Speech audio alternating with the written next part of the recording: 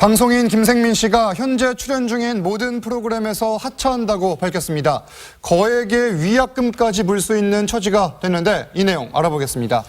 자, 최근 1년 사이 김생민 씨 정말 큰 인기를 누렸어요. 그렇죠. 예. 아마 그 방송계에서 최근 아마 6개월 안에 가장 뜬 대형 스타를 골라라 그러면 아마 김성민 씨를 누구나 고를 텐데. 김생민 씨요? 왜냐면 예. 우리가 이미 그의 그 유행어도 알고 있습니다. 뭐 great, stupid 이런 그렇죠. 얘기를 할 정도인데 지금 굉장히 많은 프로그램들과 많은 광고에 출연하고 있는데 김생민 씨가 사실은 굉장히 이분의 그 핫한 이미지를 갖게 된 거는 예. 그 한 20년에 가깝게 거의 무명은 아니었지만 무명처럼 꾸준함. 그렇게 지냈다가 예. 그야말로 한 6개월 전부터 갑자기 김생민의 영수증이라는 프로그램으로 굉장히 뜨면서 네. 사람들에게 서민으로 어떻게 열심히 노력해서 돈을 모을 수 있는가. 네. 절약의 가치를 다시 한번 이야기하면서 신세대뿐만 아니라 굉장히 나이가 든 세대들까지도 굉장히 환호를 했었거든요. 근데 이번에 10년 전에 성추행을 당했다라고 하는 피해자의 이야기가 나오면서 2명의 피해자가 있었죠. 예. 그러면서 사과를 하긴 했지만 이 부분에 대해서 그 피해자가 입은 심정적인 그리고 실질적인 피해가 너무 예. 크다라는 입장이 부각되며 사람들이 가지고 있는 입장은 뭐냐면 김생민 당신마저도 그러면서 실제 가지고 있던 김생민 씨에 대한 좋은 이미지와 예. 기대가 워낙에 컸기 때문에 거기에 따른 좌절감이라든지 실망감도 굉장히 큰 것 같습니다. 지금 현재로는 뭐 예. 모든 프로그램에서 다 내려오겠다, 하차하겠다. 하차하겠다. 소속사에서 이렇게 예. 지금 이야기하고 있는 상황이기 때문에 뭐라고 이야기를 했죠? 소속사에서는 입장문을 냈어요. 그렇죠. 지금 예. 출연 중인 모든 프로그램에 큰 누를 끼칠 수가 없어서 제작진들에게 양해를 구하고 예. 그다음 하차 의사를 전했다. 그러면서 지금까지 아껴주시고 응원해 주신 예. 많은 분들께 심력 끼쳐드려 다시 한번 진심으로 깊게 사과드린다. 이렇게 입장문을 내놨습니다. 김생민을 하차하란 청와대 국민청원까지 나왔던 상황인데, 자, 김 씨가 고정으로 출연하는 프로그램이 현재만 7개가 넘는다고 합니다. 제작진 입장에서도 난감하겠어요. 네, 사실 지금 고정 프로가 7개가 넘는데요. 몇 예. 가지만 소개를 드리면 뭐 KBS의 영수증이라든지 네. 연예가 중계 같은 프로 굉장히 유명하죠. 그리고 MBC의 출발 비디오 여행도 이 김생민 씨가 오래전부터 했던 프로입니다. 그리고 최근 들어서 인기를 끌고 있는 전지적 참견 시점 포함해서 SBS와 MBN까지 모두 7개인데 예. 여기 7개 프로가 대부분 다 김생민 씨가 아주 중요한 역할을 맡고 있고 게다가 영수증 같은 경우에는 사실 김생민 씨가 핵심이지 않습니까? 예. 그렇기 때문에 할 수 없이 지금 이번 주부터는 방송을 중단하기로 결정을 했다고 하는데요. 예. 사실 그 외에도 김생민 씨가 상징성을 갖고 있는 프로들이 굉장히 많기 때문에 이 프로그램을 제작하는 입장에서는 굉장히 고민이 많은 것으로 보입니다. 게다가 대부분 CF 계약이나 이런 경우에는 위약금 약정이 있고 뭐 소속사 같은 경우는 그런 경우가 있는데 게다가 예능 프로 같은 경우에도 몸값이 많이 나가는 경우에는 위약금 약정이 있는 경우도 있다고 하니까 뭐 그런 부분들은 차차 밝혀질 것으로 보입니다. 자, 이번 사건을 두고 방송인 김숙 씨가 김생민 씨의 인기에 대해 한 말도 다시 회자되고 있는데 과거 김 씨가 출연한 라디오 방송 들어보겠습니다. 20년 된 전에 진짜 열심히 했거든요. 안 나오는 거예요, 제가. 손만 나와요. 네네네. 열심히 하고 시간 잘 지키고 옷을 깨끗이 빨아서 입자 이렇게 된 거예요. 내가 옷을 아무리 사도 이렇게 옷이 안 어차피- 나오니까 옷에 신경 쓰느니 전달을 잘하자 하다가 이렇게 된 거예요. 김숙 씨가 저한테 귓속말 해줬는데요. 예. 오빠 이거 1년 이상 못 가. 들뜨면 들뜰수록 수명은 짧아질 것이다. 네. 이게 덕담으로 한 말일 텐데 정말 좀 이런 상황이 벌어져서 김숙 씨도 씁쓸할 것 같습니다. 그런데 이번 일이 엉뚱하게 송은희 씨에게 불똥이 튀고 있다는데 무슨 말입니까? 그러니까 지금 그 김생민 씨와 그 송은희 씨가 그 오랫동안 친분을 쌓으면서 방송을 많이 했습니다. 더군다나 지금 그 김생민의 영수증이라든가 이런 것들이 사실은 처음에 송은희 씨와 함께 했던 팝게스로부터 이제 그 시작이 되었다. 그러다 보니까 지금 네티즌과 시청자들이 송은희 씨 언니는 상당히 그 좋지만 이것을 그대로 묶어갈 수는 이제 없다. 그러니까 그 김생민 씨에 대한 비난이 사실은 송은희 씨한테로 지금 옮겨가고 있는 이와 같은 예. 상황이 아닌가 보입니다. 송은희 씨가 비난받을 일은 아니잖아요. 예, 그런데도 불구하고 무엇인가 이제 송은희 씨 자체도 무엇인가 조금 미운 생각이 아마 예. 시청자 입장에 든 것 같습니다. 그래서 이 은희 언니는 너무 좋아하지만은 이 김생민 씨가 나오는 콘텐츠는 더 이상 못 보겠다 네. 이런 언급도 하고요. 또 저렇게 허무한데 언니는 그냥 아내를 얘기하는 것 같습니다. 아내는 얼마나 지금 허탈할까 뭐 이런 식으로 김생민에 대한 실망감이 친했던 송은희 씨한테도 예, 이렇게 송은희 씨요. 올바가는 예. 감정의 전이 현상이 있는 것 같습니다. 자, 이렇듯 시청자뿐만 아니라 주변인에게도 실망을 안겨준 김생민 씨. 현재 어떻게 지내고 있는지 소식이 좀 들려오나요? 네, 지금 너무 갑작스러운 상황이기 때문에 김생민 씨가 직접 뭐 인터뷰를 하면서 이렇게 뭔가 할 논평을 내거나 이야기를 하지는 않았는데요. 네. 주변 지인을 통해서 들려오는 이야기는 정말 갑작스럽게 마른 하늘에 날벼락 같은 일이 떨어졌다라고 이렇게 있고요. 또 이 부분에 대해서 본인이 아무리 국민들에게 사과를 한다고 하더라도 과연 용서해 줄지 의문이다라고 이야기를 하면서 정말 아는 지인을 붙잡고 통곡하면서 울었다라고 이야기를 하고 있기 때문에 굉장히 오래된 일이지만 김생민 씨가 이 일로 인해서 굉장히 고통스러워하고 후회하고 있다라고 지금 그렇게 봐야 될 것 같습니다. 그런데 이번 성추행 사건이 김생민 씨가 결혼한 지 얼마 되지 않은 시점에 벌어졌다고 합니다. 당시 김생민 씨 상황을 연예부 기자를 통해 들어보시죠.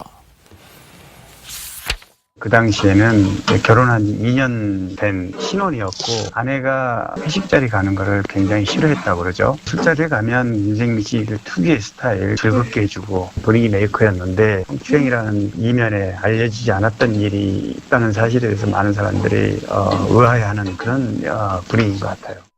의아하단 말에는 배신감도 포함될 것 같은데 이게 지금 신혼생활 중 벌어진 일이고 바른 이미지였던 터라서 충격이 더 크죠? 그죠. 이 아내, 특별히 방송계에서 김생민 씨 아내는 워낙에 유명하고요. 예. 워낙에 또 미인이기도 하고 나이 차이가 7살이 납니다. 그런 상황에서 워낙에 아내에 관련된 발언을 여러 번 아주 살갑게 사랑꾼으로 이야기를 했었기 때문에 그 부부 사이에 워낙에 금슬도 좋고 예. 또 실제 뭐 저도 김생민 씨하고 방송을 해본 적이 있는데 뭐 개인적으로 일을 할 땐 굉장히 깍듯했던 사람이었기 때문에 저도 사실 굉장히 충격을 받았거든요. 근데 막상 실제 현장에서 아주 오랫동안 함께 일을 했던 뭐 작가들 이야기나 이런 얘기 나온 걸 들어보면 김생민 씨가 2006년도에 결혼을 해서 2008년도에 이번에 그 노래방에서 있었던 그 성추행 사건이 벌어진 건데 예. 실제 김생민 씨 같은 경우에는 그 결혼한 이후에 사실상 회식 자리에도 잘 가지 않았고 실제 아내가 그렇게 회식 자리 가는 걸 싫어했다 그래요. 예. 그래서 그때 당시 사건이 벌어졌을 때가 신혼 2년 차, 곧 결혼한 지 얼마 안 됐을 때인데 그렇죠. 그 과정에 이런 일이 생긴 것이 예. 굉장히 놀랍고 납득이 가지 않는다. 지금 예. 이런 그 방송계 입장은 주로 이런 상황인 것 같습니다. 납득이 가지 않지만 어쨌든 성추행 이런 사실에 거죠. 대해서 인정을 한 상황이고 그렇죠. 김생민 씨 광고에도 정말 많이 나옵니다. 하루에 몇 개가 나오는지 셀 수도 없는데 뭐 보면은 게임에 쇼핑몰에 식품에 보험에 자동차 광고까지 뭐 각종 광고를 총망라하고 있습니다. 뭐 브랜드 평판에서는 뭐 1위를 한 곳도 있는데 위약금이 있잖아요. 네, 굉장히 위약금이 클 수 있다라고 보고 예. 있습니다. 이제 사실은 이런 위약금 약정 조항 자체가 많지가 않았었는데요. 과거에 연예인들이 광고 계약을 체결하고 정말 뜻밖의 사건으로 인해서 굉장하게 상품에 타격을 준 이유로는 광고를 하는 광고주들이 모두 다 거의 다 빠뜨리지 않고 품위 유지 약정 조항이라는 이런 조항을 넣어서 계약을 합니다. 그래서 도박이라든지 여러 뭐 음주운전이라든지 연예인이 발생한 여러 가지 예. 사건으로 인해서 무리를 일으켰다라고 그렇죠. 한다면 광고를 더 이상 할 수 없기 때문에 예. 이 부분에 대한 위약금 약정을 체결하게 되는데 아마 지금 현재 김생민 씨가 출연하는 여러 가지 상품 광고들도 예. 대부분 굵직굵직한 큰 사건이기 때문에 큰 광고이기 때문에. 큰 광고이기 때문에 예.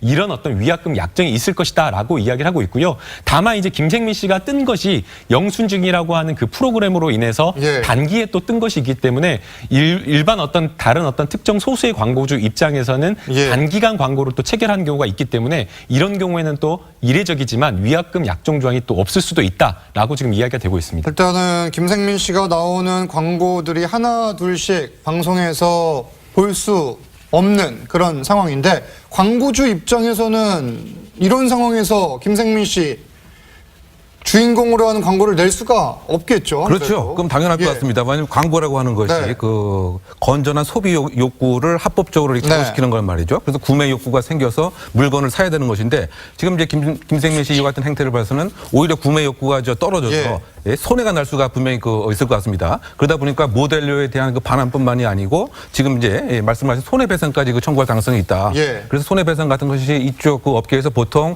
계약금의 한 3배 정도로 지금 예상을 하고 있는 것 같습니다. 있습니다. 그렇다 본다면 만약에 20개라고 한다면 우리가 생각하는 것 이상으로 예. 사실 억대 이상으로 사실은 그게 다시 물어줘야 될 이럴 가능성이 있는 것은 아니냐. 예. 더군다나 지금 이게 그 광고가 시작된 지 얼마 안 됐기 때문에 손익분기점 계산에서는 훨씬 지금 더 그 문제가 손해죠. 있겠네요. 광고주 입장에서는. 예. 그러다 보니까 상당 부분 예상했던 것보다는 더 많은 손해를 예. 물어줄 가능성이 있다. 다만 이제 이 품위 유지 그 의무화라고 하는 것이 10년 전에 사실 이 성추행인데 예. 지금 이 계약 기간 중에 또 아니었단 말이죠. 그래서 그것을 과연 법원이 어느 정도 책임으로 예. 그 인정할 것이냐. 이 부분은 이제 법적인 또 판단이 좀 있어야 될 그런 사항이 일단 아닌가 봅니다. 계약서를 저희가 구체적으로 알 수 없기 때문에 위약금이 얼마나 될지는 알 수 없는 그런 상황인데, 자, 품위 유지 약정 이 부분 광고주 입장에서는 중요합니다. 이미지로 승부하는 광고가 많기 때문인데 과거 사례를 보면 좀 알 수 있을 것 같아요. 네, 사실 과거 사례에도 보면은 이미지를 갖다가 훼손시킴으로써 광고주로부터 소송을 당한 사례가 몇 가지가 있었는데요.